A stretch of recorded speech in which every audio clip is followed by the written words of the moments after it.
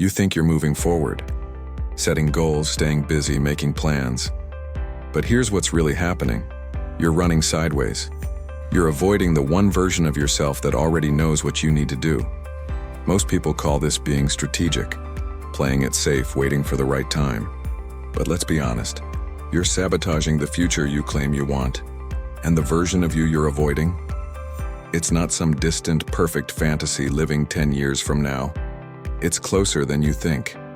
It's the person you could be tomorrow if you stopped protecting who you are today. Every day you delay, the gap widens. The cost compounds. This isn't about motivation. It's about recognition. So who is this version of you? And why are you so terrified of meeting them? Before you think this is about willpower or discipline, let me be clear. It's not. Avoidance is universal. It's psychological, not personal. We all do it. Comfort zones, fear of failure, imposter syndrome, identity protection. These aren't character flaws. They're survival mechanisms that outlived their usefulness. I've watched hundreds of people delay their potential, and it's never because they can't. It's because they won't. This isn't about lazy people, it's about smart people who've convinced themselves that someday is safer than today. That preparing is better than starting. That thinking about change counts as changing. Here's the shift. You're not stuck. You're choosing. You're choosing familiar pain over unfamiliar growth. And there's a specific profile to the version of you you're avoiding. Once you see it clearly, you can't unsee it. Let me show you what I mean. Let's start with the first two traits. Trait 1, the version of you that takes responsibility without excuses. Most people think they're accountable, but here's the difference. They're not taking responsibility. They're explaining why things didn't work out. This version doesn't justify. They adjust and move forward. Trait 2, the version that speaks up and sets boundaries. People avoid this one because it risks conflict, rejection, being misunderstood. So they stay silent and resentful instead. Think about the freelancer who undercharges because asking for fair pay feels awkward. Or the professional who nods in meetings while disagreeing internally. You think staying quiet protects relationships, but it actually erodes them, starting with the one you have with yourself. Here's what most people miss. These aren't personality changes, they're permission shifts. You don't need to become someone else. You need to stop apologizing for who you already are. But those two traits, they're just the surface, the deeper ones. Those are what really scare people. Now we go deeper. Trait 3, the version that prioritizes long-term fulfillment over short-term comfort. Most people avoid delayed gratification because it requires faith in a future self they don't fully trust yet. So they choose the dopamine hit of distraction over the discipline of progress. Trait 4, the version willing to be seen as different or too much. People shrink themselves to fit in. They fear judgment more than mediocrity. This version doesn't perform for approval.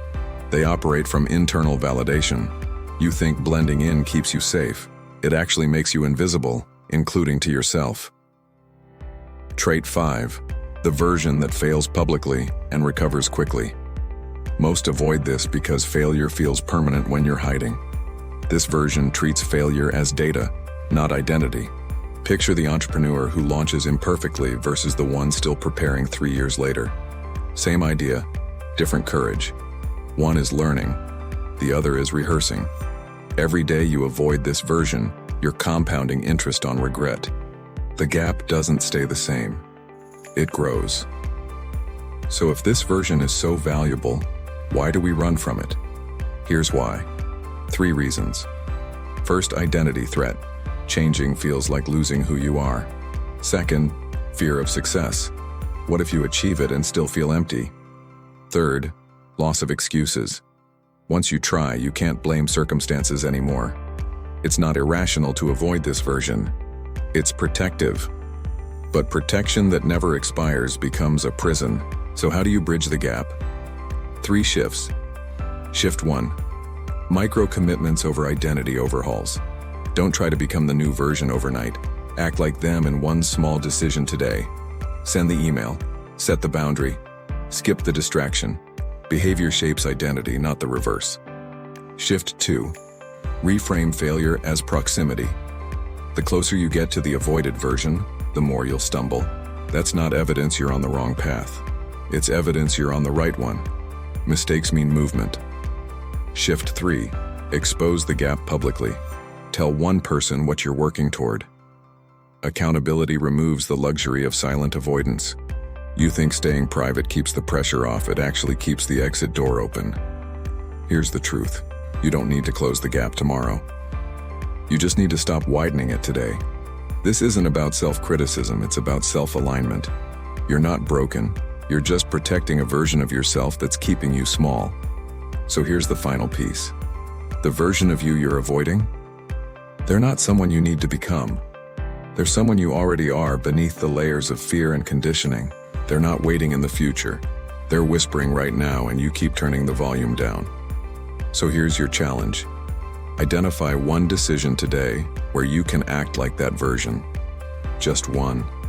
Not tomorrow. Today. Subscribe if you want more psychology that makes you uncomfortable in the right ways. And comment below. What's one trait of your avoided self? I want to know. Let's talk about it.